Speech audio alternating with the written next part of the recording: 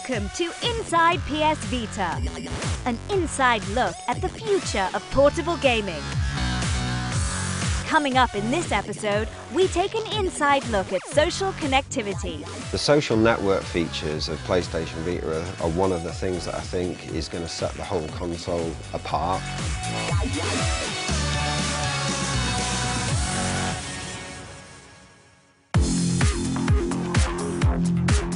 I think the social and connected features of Vita are some of the really exciting new things to do with the console.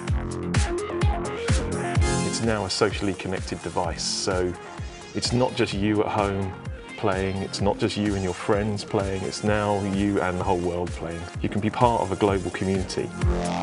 It's like the device is constantly keeping you in touch with people. Anything and everything to do with the game lives on the live area page. And if you're into that game, that's the first place to go to see what's latest and coolest about your game. Whether it's to see messages from other players, go to the shop to look at downloadable content, look at a trailer for something new that's coming up. It's the whole world of your game in one screen. Live area is an interface for the developers to interact with the players of our games. So we can send you messages as you play, we can send you messages, announcements about new features, and it gives us a direct kind of connection to you. Even before you've actually got into the game, it's connecting you with your friends and connecting your experiences, which I think, is really inbuilt into what PlayStation Vita is and makes it a very, very powerful device. One of the cool things about it also gives you activity streams, so it tells you what your friends are doing on that particular game, what trophies they've unlocked, see who set fastest laps, see where you are compared to your friends. In Hustle Kings, for example, we have the game manual there, and there's also rules for all the different type of pool games. There'll be links to the forums where you can find out the latest information.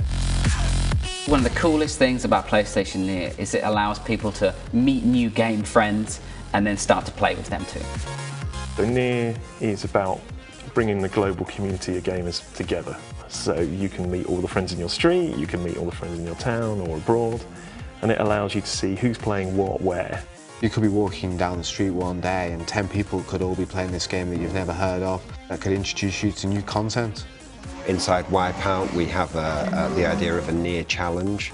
So maybe you set a fastest lap at home. That could become your near challenge. You could drop that challenge somewhere in a location. Somebody walks past it, picks it up.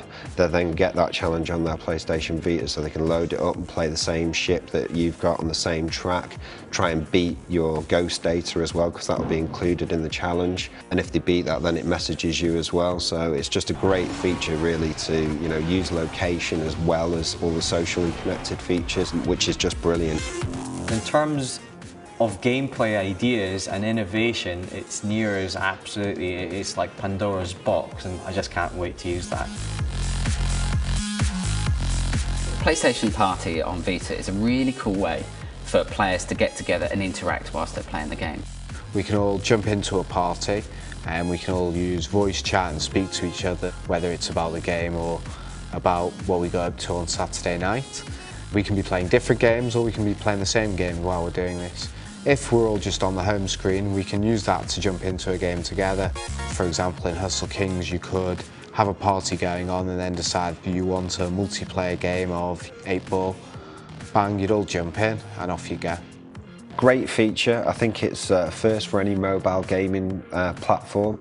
I think it's a really good way of linking your friends together across the social network, which is really what PlayStation Vita is all about. So 3G on PlayStation Vita is actually one of the really cool things about it. And what it means is, obviously when you're at home with a handheld device, you can connect to your Wi-Fi hotspot and be online. What 3G allows you to do is it takes that connectedness of your game experience anywhere you go. So a simple example of a feature. In Wipeout 2048, we have a ghost challenge mode, when you have a leaderboard of all your best friends who've got faster lap times than you. So you've got 5 guys faster than you. Let's say you beat the guy at the bottom of that ladder and the game automatically downloads the next fastest ghost for you.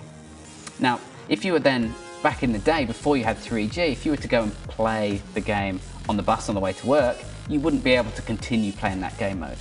Whereas with 3G now, you can still keep playing. If you beat number 3 on the list, the 3G connection will download the number 2 ghost and ping a message to the number 3 guy you've already beaten. So whilst you're away from a Wi-Fi hotspot with 3G, you can still be competing and messaging your friends who own PlayStation Vitas and PS3s as well. It's a totally new way that people are going to be able to continue playing their games that we haven't been able to do before. We can now integrate your gaming with your social platform. It's now part of our life, these social platforms, these social networks. So why shouldn't gaming be part of it? And this is our way of moulding it all together. The games we're developing now are sort of really just touching the surface of what it's going to be capable of. And I think that's what makes it a very special platform. But being connected to the network raises PlayStation Vita above a regular handheld console into the new world of connected consoles.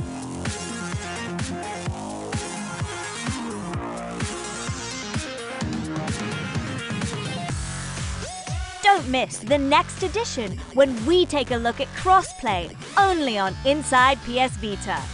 Players on PlayStation 3 can play seamlessly against players on Vita. This is something which